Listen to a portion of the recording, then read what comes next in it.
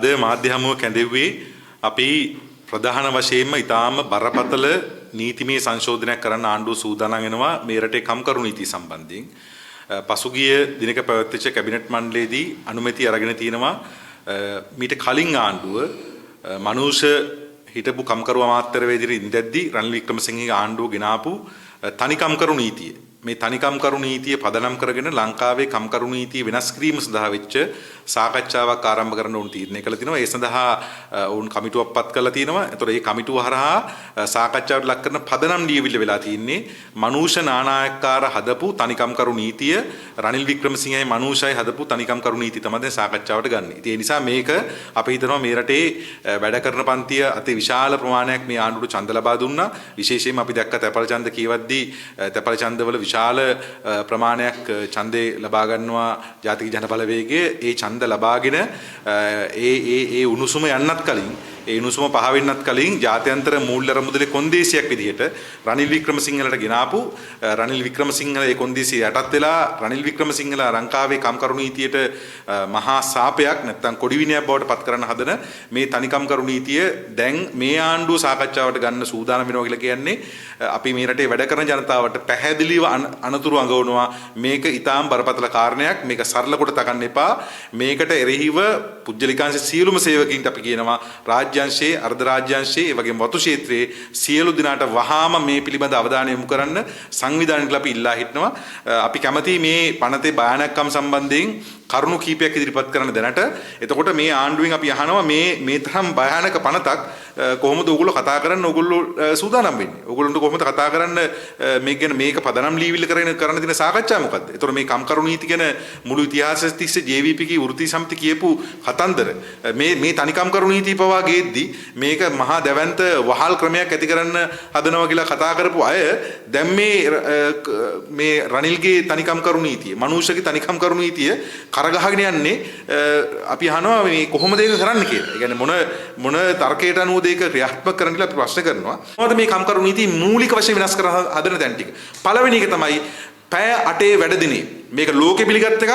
මුලින් ලෝකේ ජාත්‍යන්තර කම්කරු දිනේ සමරන්නේ පැය 8 වැඩ දිනේ මුල් කරගෙන අපි දැක්කා JVP එක කම්කරු දිනේ සමරනවා ගෝල් ෆේස් එකේ මහා දැවැන්ත රැලියක් තියලා. ඒතකොට මේ රැලිය තියලා කම්කරු දිනේ සමරලා මාසයක් යන කලින් පැය 8 වැඩ දිනේ අවෝසි කරන්න ගෙනාපු රනිල් වික්‍රමසිංහගේ පනත නැවත වතාවක් සාකච්ඡාවට ගන්න මේගොල්ලෝ පටන් ගන්න තියෙනවා. ඉතින් මේ සාකච්ඡාවට ගන්න කම්කරු දෙපාර කම්කරු අමාත්‍යාංශයේ නියෝජ්‍ය ඇමතිවරයා ඉන්නේ මහින්ද ජයසිංහ. ඉතින් මහින්ද ජයසිංහ සහෝදරයාගෙන් වෘත්ති සමිති නායකයෙක් වෙච්ච මහින්ද ජයසිංහ අපි ප්‍රශ්න කරනවා පැය 8 වැඩ දිනේ අහෝසි කරන්න මනුෂ්‍ය නානායක්කාර ගෙනාපු මේ කම්කරු නීතිය සාකච්ඡා කරන්න ඔබට සදාචාරමය අයිතියක් තියෙනවද? මොකද්ද පැය 8 වැඩ දිනේ අහිමි කරනවා කියලා කරන්නේ?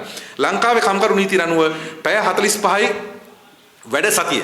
මේ පැය 45 වැඩ සතිය තියෙනවා දිනකට ගත හැකි සීමාවක්. ඒක තමයි පැය 8. ඒතකොට පැය 8ක් දිනක සීමාව නම් දින 5කින් තමයි පැය 40ක් සැපිරෙන්නේ. ඒතකොට සඳුදා සිට සිකුරාදා දක්වා දින 5ක් තියෙනවා පැය 8ක් වැඩ කරන. ඊළඟ සෙනසුරාදා දිනේ මේක සමහර දේවල් වෙනස් වෙන්න පුළුවන්. නමුත් පොදු වශයෙන් සෙනසුරාදා දිනේ පැය 5ක් වැඩ කරනවා. ඒතකොට මෙහෙම තමයි shift එක හදලා තියෙන්නේ. මේක තමයි shift එක. දැන් මොකක්ද හදන වෙනස? වෙනස තමයි මේ පැය 8ක් අනිවාර්ය කියන්නේ පැය 8ක් පමණයි කියන සීමාව ඉවත් කරනවා. ඉවත් කරාන් පස්සේ පුළුවන් හාම් පුතාට අර පැය 45 ඕන්නම් දවස් 5කින් ඕන්නම් දවස් 4කින් ඕන්නම් දවස් 3කින් දක්වා අඩු කරන්න. ඒකට හේතුව මේ පැයට ඉක්මවා යන්න පුළුවන් පැය ගන්න මේ පනතේ මේ ගෙනාව පනත කියනවා පැය 16ක් වැඩ ගන්න පුළුවන් කියලා. එක දිගට දැන් සාමාන්‍යයෙන් අතිකාල කරත් ලංකාවේ නීතියක් තියෙනවා පැය 8යි මුළු වැඩ දිනේ අතිකාල එකතු කරොත් එම් පැය 4යි අතිකාල පැය 4කින් එහාට වැඩ ගන්න බෑ. ඒක පැය 12යි අතිකාල පැය 4ක් ගත්තත් වැඩ කරන්න පුළුවන්. දැන් මේ නීතියේ කෙලින්ම පැය 16ක් දක්වා දවසක වැඩ කාලය දීර්ඝ කරනවා. ඒතකොට දවසට පැය 16ක් දක්වා වැඩ කාලය දීර්ඝ කරාන් පස්සේ දවස් 3ක් යනකොට පැය 48ක් වැඩ කරන්න පුළුවන්. දැන් මොකද්ද මේකේ කතාව? මේකේ කතාව තමයි අද කම්කරුවා පත්තරා ඉන්න ආර්ථික අහේනිය තත්ත්ව නිසා කම්කරුවව තල්ලු කරගන්න පුළුවන් ජොබ් දෙකක් කරන තැනකට මාස සතියකට. ඒකට එක තැනක දැන් මේකේ මේ කම්කරු නීතිය එක තියෙනවා. සාමාන්‍යයෙන් එක රැකියාව ගිවිසුමකට තමයි බැඳෙන්න පුළුවන්. මේ කම්කරු නීතිය රැකියාව ගිවිසුම් ඇතිතරම් ඇති කරගන්න පුළුවන් විදිහට නීති වෙනස් කරනවා. ඒතකොට හරි පැහැදිලි කොහෙද ගමන් කරන්න කියලා. ගමන් කරන්නේ රැකියාව ගිවිසුම් වෙනස් කරලා රස්සා 2-3 කරන වෙන තැනට කම්කරු පන්ති තල්ලු කරන එක, විශේෂයෙන් අර්ධ රැකියාව කරන තැනට තල්ලු කරන එක. එතකොට ඒකට අවශ්‍ය කොන්දේසි මේ පනත ගෙනල්ලා තියෙනවා. ඒතකොට මේ සූදානම් වෙන්නේ අර ආර්ථික අර්බුදයේ ප්‍රහාරය එල්ල කළා පිච්චි ඉන්න මිනිහට දැන් මේගොල්ලෝ දෙනවා තව ගුණ්ඩුවක් උඹට පුළුවන් රස්සා දෙකක් කරන්න ඔබ කැමති නැහැ ඒක තෝරගන්න කියලා. මේකේ වෙන්නේ ප්‍රතිඵලය මොකද්ද? ප්‍රතිඵලය තමයි පැය 16ක් වැඩ කරන මිනිහෙක් කියලා කියන්නේ ජීවිතයක් නැති මිනිහෙක්. නිදා ගන්න පැයටක් විතර තියෙන මිනිහෙක්. අද මේ ක්‍රමේ තියෙනවා චීනේ.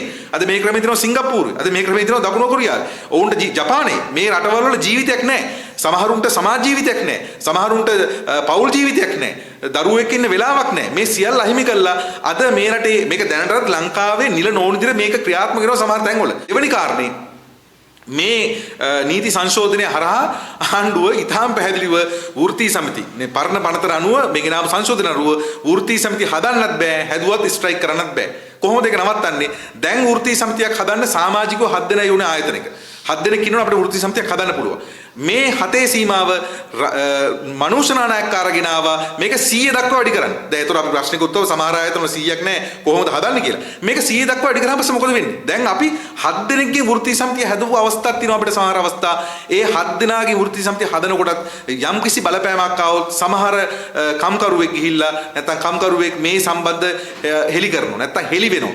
7න් එහාට යනකොට 50 100 දක්වා යනකොට ආයතන තුන දැනගන්න. දැන් අපිට හොඳම අත්දැකීමක් තියෙනවා හේලිස් ආයතනයේ අපි වෘත්තීය සමිතියක් හදලා ලියුම දාලා දැනුම් දුන්නා විතරයි වෘත්තීය සමිතියට සම්බන්ධ අපේ ඒ විධායක සභාවේ නැත්නම්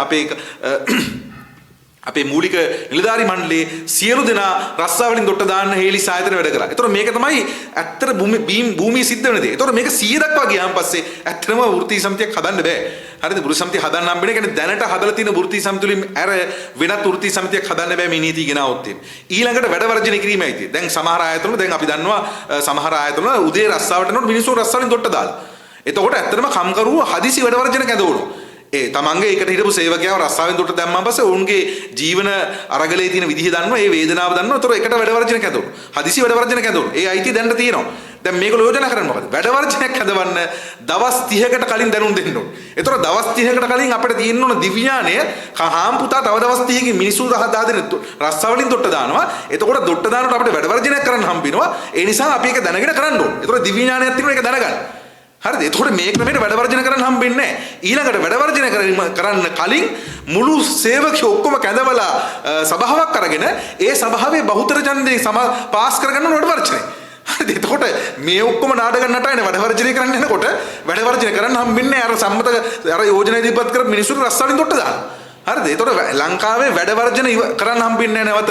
ඒක තමයි මේ කම්කරු නීතියේ අවශ්‍යතාවය. අපි පැහැදිලිව කියනවා මේ රටේ සාමාන්‍ය ජනතාවගේ කම්කරුවගේ ගොවියගේ තරුණයාගේ ශිෂ්‍යයාගේ මේ සාමාන්‍ය ජනතාවගේ අයිතියට අත්උස්සනකොට මේ Taman ලබලා තියෙන එක සමහර සිදුවීම් වලින් ඒකට ආවඩන්න එපා. මොකද මේකේ වන්දි ගෙවන්න වෙන්නේ ඔබේම කෙනෙකුට වෙන්න පුළුවන් හෙට දවසේ. කාන්තාවන්ට තියෙන අයිතිවාසිකම් මේ කම්කරු නීතිය ඇතුලේ.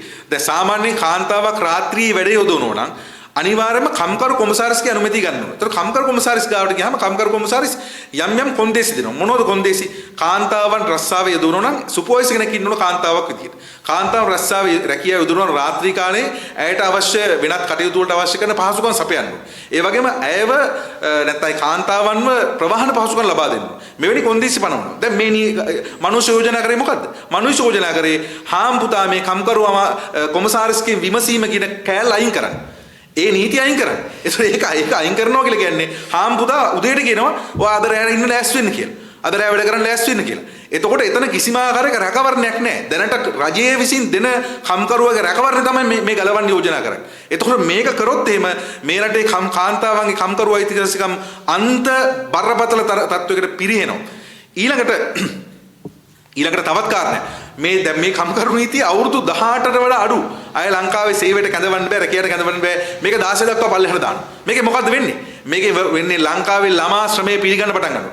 ළමා ශ්‍රමයේ පිළිගත්තාම මොකද වෙන්නේ? මෙතන අවුරුදු 16 සහ 18 අතර සාමාන්‍ය ලක්ෂ 3ක් ඉන්නවා මේ එක අවුරුද්දකට. ඒතකොට ලක්ෂ 6ක එකපාර ශ්‍රම බලකායක් විවෘත වෙනවා ශ්‍රම නිරතවලට. මේකේ මොකද සිද්ධ වෙන්නේ? මේකේ සිද්ධ වෙන්නේ ඉතුරු අය ත්‍රස්සා නැතුව වෙන තත්ත්වයක් හැටතේ ලක්ෂ 6ක් විතර ශ්‍රම බලකායට එකවර විවෘත වුණොත් එහෙම වැටුප්වල මිල නැත්නම් වැටුපේ වටිනාකම අනිවාර්යෙන් පල්ලෙහාට වැටෙනවා. ඒක සඳහා තමයි මේ නීතිය සකස් කරන්නේ. ඊළඟ කාරණා තමයි රැකියාවලින් නිරපීම. දැන් ලංකාවේ කම්කරු නීතිය නනෝ ටර්මිනේෂන් ලෝ එක ගොඩක් ශක්තිමත්. ඒ තීද්දිත් සමහර තක්කඩි වැඩ කරනවා.